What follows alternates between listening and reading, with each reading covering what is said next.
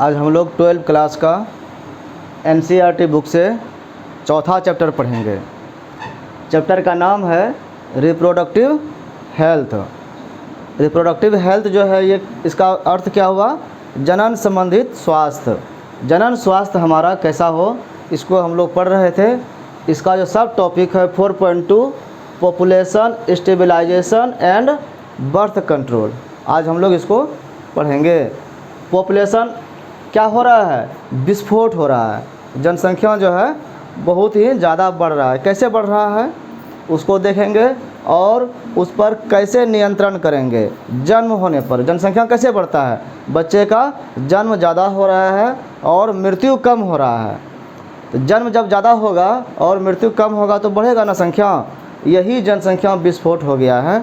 जो normal rate में जितना जन्म हो रहा है उतना मर रहा है, तो बर्थ रेट और डेथ रेट अगर बराबर हो तो कांस्टेंट रहेगा, जनसंख्या जितना है उतना ही रहेगा। लेकिन इसमें अगर इम्बैलेंस हुआ तो फिर प्रॉब्लम होता है। वो इम्बैलेंस कैसे हुआ? जब हम लोगों ने साइंस का ज़्यादा उपयोग करना शुरू किया और अपने स्वास्थ्य को मेंटेन करने लगे, तब क्या हुआ? थोड़ा सा परेशानी हुआ तो हम इलाज करा लिए, बच गए। अब मर ही नहीं रहे हैं उतना लोग, तो फिर इस कारण से ये हुआ। इसमें क्या क्या है? All round development in various field. Development जो हुआ विभिन्न फील्डों में इम्प्रूव्ड हुआ। उसके कारण क्या इम्प्रूव्ड हुआ? The quality of life of the people के जो है लाइफ जो था ना उसका क्वालिटी चेंज हो गया और इम्प्रूव हुआ। Increase health facilities. Health facilities जो है स्वास्थ्य सुविधाएं जो है वो बढ़ा। हॉस्पिटल, डॉक्टर्स, इसकी संख्या में बढ़ा। इसके बढ़ने से क्या हुआ? पॉपुलेशन ग्रोथ बढ़ गया। कितना बढ़ा है? एक अप्रॉक्सीमेटली जो आइडिया है वो 2 बिलियन यानी 2 अरब संख्या था पूरा विश्व का। 1900 ईस्वी में पूरा विश्व का जनसंख्या था 2 अरब, जो कि 2000 ईस्वी में मतलब 100 साल में 6 अरब हो गया, 3 गुना बढ़ गया। उसी तरह से भारत में जो है 350 मिलियन, जिसको 35 करोड़ कहते हैं, ये था 1947 में आज़ादी के समय में, और अभी 2 बिलियन से पार कर गया 2011 में। मतलब 50-60 साल में ये इतना ज़्यादा बढ़ गया। तो ये जो संख्या बढ़ रहा है ये इसको विस्फोट के रूप में कहा जा सकता है कि इस तरह से बढ़ेगा तो एक समय ऐसा आएगा 100-200 साल में कि पूरा धरती पर मानव ही मानव होने लगेगा। इसके कारण सभी अन्य जीवों पर खतरा हो गया। धरती पर रहने का जगह, खाने पीने का जगह, सब कुछ का प्रॉब्लम हुआ। कॉजेज, इसके कारण क्या हुआ? डिक्लाइन इन, ये कैसे हुआ? डिक्लाइन इन डेथ रेट, मरने का जो दर है, मृत्यु दर, वो डिक्लाइन हुआ, घटा। ऑफ MMR, MMR का क्या है? Maternal mortality rate. मैटरनल बोलते हैं माता को। जच्चा बच्चा सुने हो नाम ना? जब माँ गर्भ धारण करके रहती है और डिलीवरी के समय माँ, बहुत लोग इलाज नहीं हो पाता था तो माँ ही मर जाती थी, कभी बच्चा मर जाता था, कभी दोनों मरता था। तो माँ अब नहीं मरती है, क्योंकि अगर नॉर्मल डिलीवरी नहीं हो रहा है तो डॉक्टर के पास जाते हैं, वो ऑपरेशन करके बच्चे को निकाल देता है। तो माँ भी बच गया, बच्चे भी बच गए।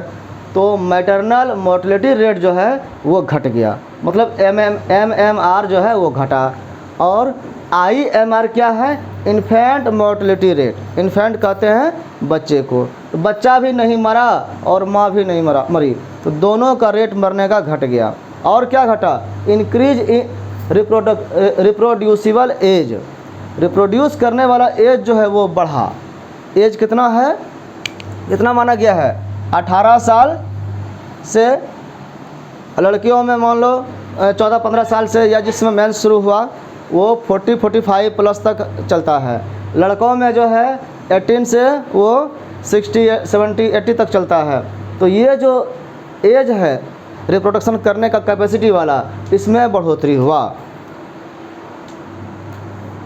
जब जनसंख्या बढ़ा और जन्म बढ़ा और मरना कम हुआ तो ग्रोथ रेट जो अभी के समय में है 2% पर ईयर है। इतना ज़्यादा हुआ, मतलब 1 साल में 2 बच्चे बढ़ रहे हैं, तो ये बहुत ही ज़्यादा है। लीड टू, इसके कारण क्या हुआ? Scarcity of basic requirements. Basic requirement क्या है? आदमी का बहुत ज़रूरत क्या है? मतलब ऐसा क्या ज़रूरत है जिसके बिना नहीं रह सकता है? तो सबसे पहले है खाना, भोजन चाहिए, रहने के लिए आवास चाहिए, उसके बाद फिर कपड़ा चाहिए। तो सबसे पहले जो प्रायोरिटी है भोजन है। जितना भी उत्पादन दुनिया में हो रहा है वो भोजन खाने के लिए जीव है। अब जीवों की संख्या अचानक बढ़ने लग जाए तो भोजन की संख्या भी उसके इस हिसाब से बढ़ाना पड़ेगा। तो धरती हमारे पास भोजन उपजाने के लिए जगह है, धरती तो नहीं ना बढ़ जाएगी। तो हमारे पास खेत उतना ही है, सीमित है, और भोजन हमको ज़्यादा चाहिए, तो कहाँ से होगा? पूरा नहीं हो पाएगा। तो इसकी जो है स्कार्सिटी हो जाती है फूड का, शेल्टर का। शेल्टर मतलब रहने का जगह, आश्रय। फिर क्लोथ है, और भी चीज़, मेडिसिन है, फिर जितना सुविधा चाहिए हर व्यक्ति को चाहिए। तो ये सब जो है क्या हुआ, इसमें स्कार्सिटी होने लगेगा, ये कम होने लगेगा। कम होने के कारण फिर बाद में प्रॉब्लम है। स्टेप क्या क्या उठाया जाता है? Motivate smaller families. अब कहा रहा है कि इसको रोकने के लिए मोटिवेट करना पड़ेगा, व्यक्ति को समझाना पड़ेगा कि स्मॉलर फैमिली बनाओ, छोटा परिवार बनाओ। By using various contraceptive. कैसे छोटा परिवार करेगा? अब कैसे रोकेगा बच्चे पैदा होने से? एक आदमी को जो है 10, 12, 15 बच्चे हो रहे थे, अब उसको कम करना है, 1-2 बच्चे पर लाना है कम से कम। तो कैसे रोकेगा? क्या अपना फैमिली लाइफ नहीं जिएगा? इसके लिए कुछ मेथड है, उस मेथड का प्रयोग करना है। उसको कहते हैं कंट्रासेप्टिव मेथड, मतलब गर्भ निरोध का उपाय करना। आज हम लोग इसी पर पढ़ेंगे, बर्थ कंट्रोल ऐसे ही होगा। तो यूजिंग वेरियस कंट्रासेप्टिव मेथड, उस मेथड को उपयोग करने के लिए मोटिवेट करना है। एडवर्टीजमेंट इन मीडिया, मीडिया में इसका प्रचार दिया जाता है कि लोगों को समझ में आए। एक स्लोगन है वी टू आवर टू, हम दो हमारे दो। इस स्लोगन को बहुत प्रचार प्रसार किया गया, सबको समझाया गया कि इसका क्या महत्व है। हम दो मतलब हम और हमारी पत्नी, 2 व्यक्ति, पति पत्नी, और 2 बच्चे, 1 लड़का 1 लड़की, या 2 लड़का या 2 लड़की, जो भी हो। इस तरह का छोटा परिवार बनाने के लिए मोटिवेट किया गया, प्रमोट किया गया। यही स्टेप उठाना जरूरी था।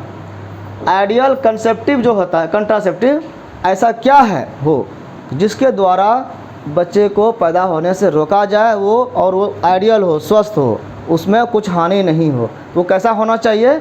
उसका कैरेक्टर क्या होगा? वो ऐसा होना चाहिए यूजर फ्रेंडली, जो यूज करता है वो फ्रेंड की तरह हो, आसानी से मतलब वो करने लगे, उसको सीखने में ज़्यादा टेक्निक की ज़रूरत नहीं पड़ता हो। ईजिली अवेलेबल, वो हर जगह अवेलेबल होता हो आसानी से। इफ़ेक्टिव, और वो कारगर हो, काम करने वाला हो, ऐसा नहीं कि उसका यूज कर भी लिए और कभी कभी फॉल्स हो जाए। एंड रिवर्सिबल विद, और इसका इफ़ेक्ट जो है कैसा होना चाहिए? नो, उसका कोई बैड इफ़ेक्ट नहीं होना चाहिए, कुछ रिएक्शन नहीं होना चाहिए, और अगर कुछ हो भी तो लिस्ट साइड इफ़ेक्ट हो, कम से कम साइड इफ़ेक्ट होना चाहिए।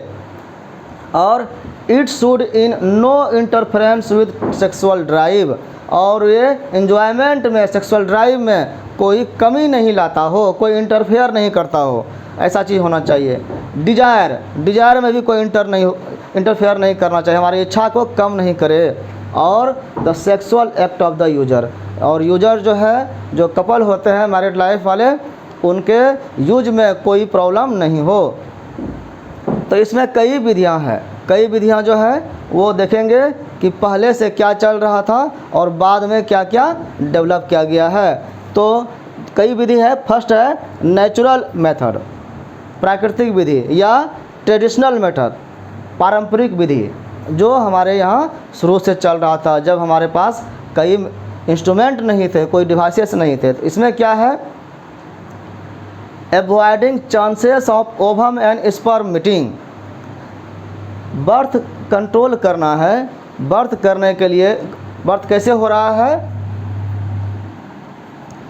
स्पर्म, मेल का हुआ गैमेट, प्लस फीमेल का हो गया ओवम, ये दोनों मिलता है तब ना जायगोट बनता है, और जायगोट बनेगा तब ना ये चाइल्ड बनेगा, तब ना बर्थ होगा। तो इसको रोकना है, इसको रोकने का प्रयास करना है। तो ये कहाँ पर काम कर रहा है? ये ट्रेडिशनल मेथड होता है, कह रहा इन दोनों को मिलने नहीं देना है, मिलेगा तब ना बर्थ होगा। तो इसको ही रोकना है, प्रेगनेंसी को रोकने के लिए इन दोनों को रोकना है। तो यही चीज़ रोकने का कैसे रोका जाएगा, इसका प्रयास किया गया है। इसमें 3 विधि है कैसे रोकना है, जो कि नेचुरल है। इसमें कोई किसी चीज़ का, कोई मेडिसिन का, किसी चीज़ का उपयोग नहीं किया जाता है। तो वो है पीरियोडिक एब्स्टेंस, आवधिक संयम के द्वारा। इसमें जो है, जो पति पत्नी होते हैं वो अपने आप को संयमित करते हैं, कंट्रोल करते हैं। कपल्स एवॉइड और एब्स्टेन फ्रॉम क्वाइटस, कपल जो होते हैं वो एवॉइड करते हैं, मतलब नहीं करते हैं कुछ क्वाइटस, मैथुन क्रिया नहीं करते हैं, सेक्सुअल एक्ट नहीं करते हैं, पति पत्नी आपस में नहीं मिलते हैं। कब नहीं मिलते हैं? From day 10 to 17 of menstrual cycle. Mens का जो समय है कितना दिन का होता है? 28 डेज। ये जो 28 दिन का होता है मेंस का साइकिल, इसमें फर्स्ट डे, वो फर्स्ट मेंस से ब्लीडिंग होता है, उस दिन से शुरू होता है। तो उस दिन का काउंटिंग से 10 से 17 दिन के बीच, 10वां से 17 दिन के बीच में कोई भी सेक्सुअल एक्टिविटीज नहीं होगा। क्यों नहीं करना चाहिए? कि इसी समय ओव्यूलेशन होता है, ओवा निकलता है, यूट्रस में आकर के जमा रहता है, और उस समय ओवम जब वहाँ पर वेट करता है तो स्पर्म जा कर के प्रेग्नेंट कर सकता है। तो इस समय कोई भी एक्टिविटीज नहीं करेगा। तो ये हो गया नेचुरल, इसमें कहीं कुछ मेडिसिन का उपयोग नहीं करना है। ये टाइम ऑफ ओव्यूलेशन है, और इस एज समय को, ये जो 7-8 दिन का समय है, इसको फर्टाइल पीरियड कहते हैं। इस समय जो भी सेक्सुअल डिजायर होता है उसको अगर उपयोग किया जाए तो प्रेगनेंसी होने का चांस बढ़ जाता है। तो पीरियोडिक एब्स्टिनेंस के द्वारा हम रोक सकते हैं। दूसरा विधि है विथड्रावल और क्वाइटस इंटरप्टस। ये हुआ विथड्रावल, बाहर में स्खलन करना, बाह्य स्खलन, और अंतरित मैथुन रुक कर करना। टू अवॉइड इंसेमिनेशन, इंसेमिनेशन क्या हुआ? वेजाइना के अंदर जो है स्पर्म को डालने की क्रिया। तो एवॉइड करना, इसको रोकना है। इसमें कैसे क्या होगा? Male partner withdraws his penis from vagina. Male partner जो पुरुष होते हैं वो वेजाइना से बाहर निकाल लेते हैं मेल को, पेनिस को, और बाहर में वो स्पर्म को विड्रॉ करते हैं। तीसरा हुआ स्तनपान अनार्तव, लैक्टेशनल एमेनोरिया।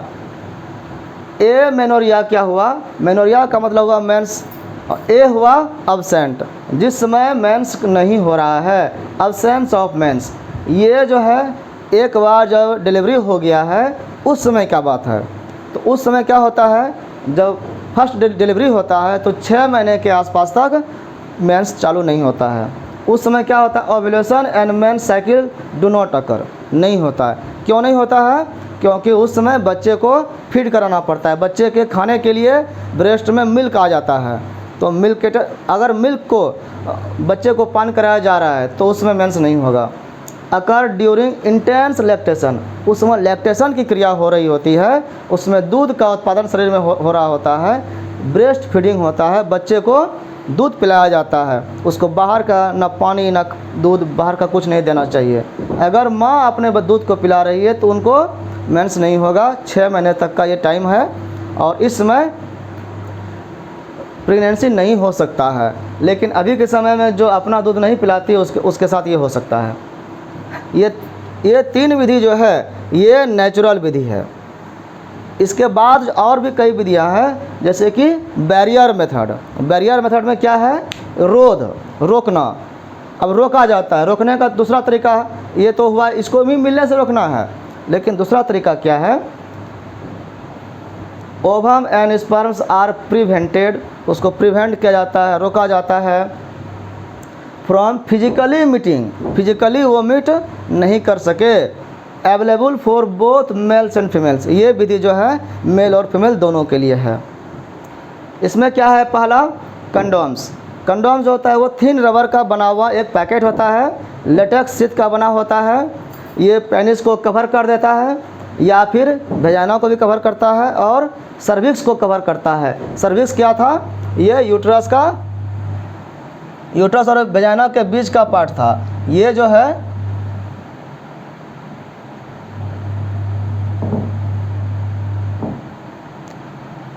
ये यहाँ यूट्रस हुआ, और ये जो एरिया हुआ सर्विक्स हुआ, और ये वेजाइना हुआ। तो ये जो पार्ट है यहाँ पर कवर कर देता है। अगर यहाँ पर कवर कर देगा तो स्पर्म एंट्री नहीं होगा। ओवम यहाँ पर है, और 2-3 तरह से होता है ये। पेनिस को भी कवर करता है, वेजाइना को भी कवर करता है, और सर्विक्स को कवर करता है। अलग अलग ये होता है डिजाइन में। ये क्या होता है, डिस्पोजेबल होता है। एक बार उपयोग किए इसको फेंक दिया जाता है। और सेल्फ इंसर्टेड, ये अपने आप से इंसर्ट किया जा सकता है, यूज किया जा सकता है। इसी कारण से प्राइवेसी टू यूजर्स, ये प्राइवेसी देता है, मतलब जो यूज करता है उसके बारे में कोई नहीं जान सकता है। ये इसका फ़ायदा हुआ। दूसरा है diaphragms, cervical caps and valves. Diaphragm जो है ये स्पेशली जो है फीमेल के लिए हुआ। Inserted into vagina to cover the cervix during coitus, जिस समय क्वाइटस हो, मैथुन क्रिया हो, उस समय इसको इंसर्ट करके इसको ही वो भी यहाँ पर कवर कर दिया जाता है। कवर करने के कारण फिर स्पर्म अंदर नहीं जा पाता है, इसको रोक दिया जाता है। ये जो है रीयूजेबल होता है, ये बार बार उपयोग हो सकता है। उसके अलावा और भी क्या चीज़ है, स्पर्मिसाइडल क्रीम्स, कुछ क्रीम आते हैं जो स्पर्म को मार देता है। जहाँ भी साइडल होगा वो मारने वाली क्रिया होती है।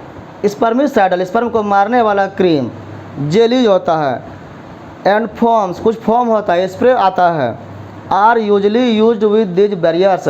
इसके साथ में इसको भी उपयोग करने से कोई भी संभावना नहीं रहती है। तीसरा विधि है इंट्रा यूटराइन डिवाइसेस।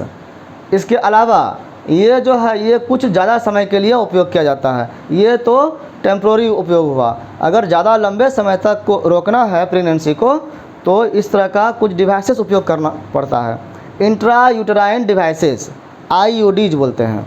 IUDs क्या है, इंट्रा यूटराइन डिवाइसेस, यूट्रस के अंदर में डाला जाता है ऐसा डिवाइसेस।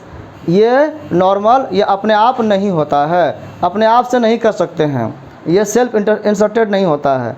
इसको कौन करेगा, इंसर्टेड बाय डॉक्टर्स, इसको डॉक्टर इंसर्ट करता है, और एक्सपर्ट नर्सेस, जो नर्स एक्सपर्ट होती हैं उनके द्वारा ये यूज किया जाता है in the uterus through vagina. ये यूट्रस में यहाँ पर ला करके उसको छोड़ देगा, ये ऐसा डिवाइसेस, और वेजाइना को थ्रू ये डॉक्टर्स या नर्सेस करती हैं। जैसे कि अंतःगर्भाशय युक्ति कहते हैं इसको। अब ये कई प्रकार के होते हैं। नॉन मेडिकेटेड IUDs, जो बिना मेडिसिन का होता है, जैसे कि लिप्स लूप होता है, लूप होता है ये, ठीक है, वो वहाँ पर पड़ा हुआ है। ये जितना भी अंदर में रहेगा IUD जो है वो स्पर्म को मार देता है, वो अंदर में पड़ा हुआ है। जैसे स्पर्म यहाँ पर इंसेमिनेट हुआ और यहाँ से वो मूव करते करते करते यहाँ पर गया, यहाँ पर जाने ओवम से मिलने के पहले वो मर जाएगा, उसको वो डिवाइसेस से टच में जाएगा और वो एक्सपायर कर जाएगा। तो ये इसका काम है। कॉपर रिलीजिंग IUDs, जैसे कि CUT है ना, कॉपर टी बोलते हैं ना, कॉपर टी जो है यही है CUT। CU मतलब कॉपर, और वो T शेप में रहता है। T शेप में रहेगा तो जैसे वो कवर कर देता है। मान लो ये T शेप ना है, इस तरह से जैसे इसमें आया वो आके लॉक हो गया इसके, और कॉपर के साथ रिएक्शन होकर के स्पर्म खत्म हो जाता है।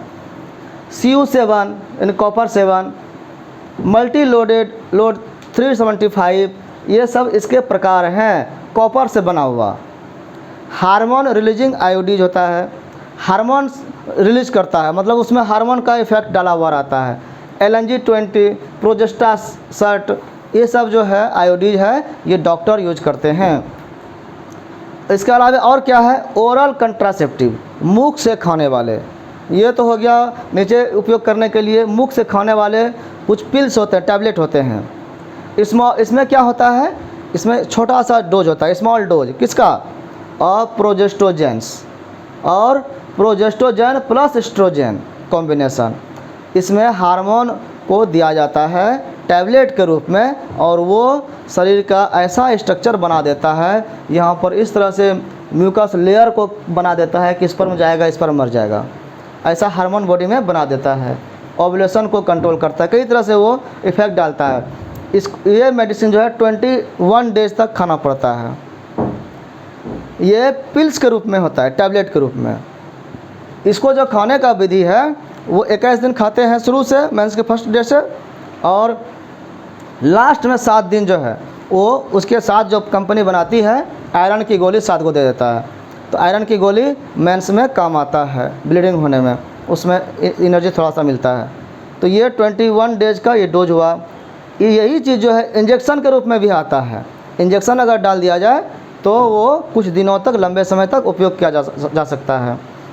इम्प्लांट भी होता है, इम्प्लांट अंदर स्किन में वो इंजेक्शन के रूप में ही किया जाता है। सहेली एक टैबलेट है, इंजेक्शन है, वो वीकली दिया जाता है। कुछ है, लास्ट विधि है सर्जिकल मेथड्स। ये सर्जिकल मेथड जो है, ये जो इंट्रायूटेराइन डिवाइसेस था, ये है कि जब तक हमको बच्चा नहीं चाहिए तब तक उपयोग करेंगे। जब अब है कि मान लो एक बच्चे हो गए, अब हमको 5 साल का बीच में गैप चाहिए तो इसका उपयोग कर लिए।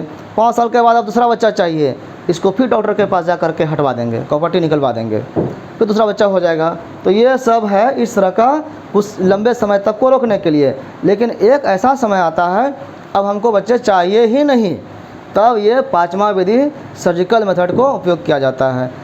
इसी मेथड को कहते हैं स्टरीलाइजेशन, बंध्याकरण। ये जब हो गया तो ये बंध्याकरण के बाद फिर बच्चे नहीं होंगे। इसमें या बंध्या हो जाती है, बंजर हो जाता है भूमि, या फिर बंधन मारा जाता है, इस कारण से ऐसा कहा जाता है। तो ये बंध्याकरण जो है ये लेडीज़ और जेंट्स दोनों में होता है।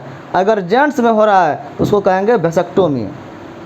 टोमी जहाँ लिखा रहेगा इसका मतलब कट करने का बात हो रहा है। तो वेसेक्टोमी में जो है ये मेल के लिए है, इसमें भास डिफरेंस जो है वो रिमूव कर दिया जाता है, थोड़ा सा काट दिया जाता है। भास डिफरेंस क्या है? भास डिफरेंस एक ट्यूब था, एक नली था जो टेस्टिस से स्पर्म बने हुए स्पर्म है उसको वो आगे ले जाता था। तो वो जो ले जाने का काम कर रहा है स्पर्म को, उस नली को ही काट देता है। तो उस नली को थोड़ा सा काट करके हटा दिया, अब वो जुड़ा हुआ नहीं है तो आगे नहीं जाएगा, या फिर उसको वहाँ पर बंधन मार देता है, एक रस्सी बांध देता है, तो उसके कारण इस पार से उस पार जा नहीं पाता है। भास डिफरेंस जो है या तो रिमूव कर दिया या टाइड अप कर दिया। ये कहाँ पर करेगा? एट स्क्रोटम, टेस्टिस का जो थैली है, अंडकोश है, वहाँ पर इसको किया जाता है थोड़ा सा सर्जरी करके। यही चीज़ हम लोग गांव घर में देखते थे कि जिस बैल को उपयोग किया जाता है हल जोतने में, उस बैल का यही वेसेक्टोमी किया जाता था आम छोटे मोटे डॉक्टर के द्वारा। उसको वहाँ पर ऑपरेशन नहीं किया जाता था, चूर दिया जाता था। यही चीज़ महिलाओं में जो होता है उसको कहते हैं ट्यूबेक्टोमी। ट्यूबेक्टोमी में क्या हुआ? ट्यूब को काट देना। कौन सा ट्यूब महिला में होता है? तो वो होता है फेलोपियन ट्यूब। फेलोपियन ट्यूब क्या है? ओवरी और यूट्रस के बीच को जोड़ने वाला। ओवरी से जब ओवा निकलता है तो उसको कैच करके, उसको फिमरी के द्वारा कैच करके यूट्रस में पहुंचाने का काम करता था। तो वो जो ट्यूब पहुंचाने का काम कर रहा है ओवा को, उस ट्यूब को ही काट दिया। अब काट दिया या काट करके बांध दिया, अलग अलग तोड़ दिया अलग। अब वो फिर ओवा को ले करके यूट्रस में पहुंचा ही नहीं पाएगा। जब यूट्रस में जाएगा नहीं तो फिर प्रेगनेंसी नहीं होगा। तो ये हो गया ट्यूबेक्टोमी। तो ये इसका विधि है, महिलाओं में ये होता है। या फिर ये टाइट कर दिया जाता है। इसको एब्डोमेन के थ्रू किया जाता है, और एब्डोमेन मतलब पेट में सर्जरी करके दोनों तरफ बांध दिया जाता है, या फिर भेजाना के थ्रू भी अंदर जा करके उसको किया जाता है बंधन। ये शल्य क्रिया या बंध्याकरण हुआ। टू जो ये प्रेगनेंसी को हम प्रिवेंट करने का प्रयास कर रहे हैं, ये क्यों किया जा रहा है? या तो प्रेगनेंसी नहीं हो हमको अब, या टू डिले, या फिर देर से हम चाहते हैं बच्चे, या स्पेस प्रेगनेंसी, या प्रेगनेंसी के बीच में 2 बच्चे के बीच में हमको अंतर चाहिए, इसके लिए इसका उपयोग किया जाता है। और भी इसका उपयोग का कारण हो सकता है, कहीं मान लो कहीं दुर्घटना घट गया, किसी के साथ ऐसा होते रहता है क्राइम, जैसे कि रेप हो गया, तो ये जो सेक्सुअल हरासमेंट होता है इसमें फिर इस मेडिसिन का भी उपयोग किया जाता है बच्चे लड़की को बचाने के लिए। अब इस जो मेडिसिन है यहाँ उपयोग, फर्स्ट विधि को छोड़ दें तो दूसरे में कुछ ना कुछ चीज़ का उपयोग किया जा रहा है, तो इसका कुछ इल इफ़ेक्ट होता है, कुछ साइड इफ़ेक्ट होता है। साइड इफ़ेक्ट में क्या क्या है, जैसे कि नौसिया, नौसिया क्या हुआ, मितली आना, वोमिटिंग टेंडेंसी होना। जो मेडिसिन उपयोग करता है उसको ये विधि ये फीलिंग होता है। एब्डोमिनल पेन, उसका पेट में अनवांटेड पेन होता है, दर्द होते रहता है। और ब्रेक थ्रू ब्लीडिंग, वो अचानक उसमें जो है ब्लीडिंग बहुत ज़्यादा होने लगता है, ये सब काम होता है।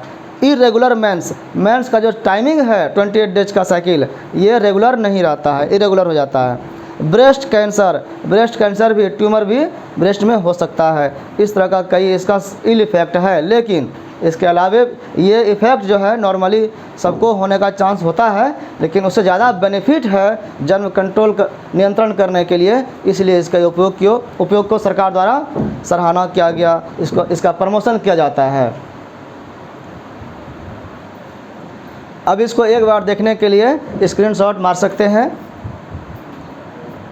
और मेरे चैनल को सब्सक्राइब कर लीजिए।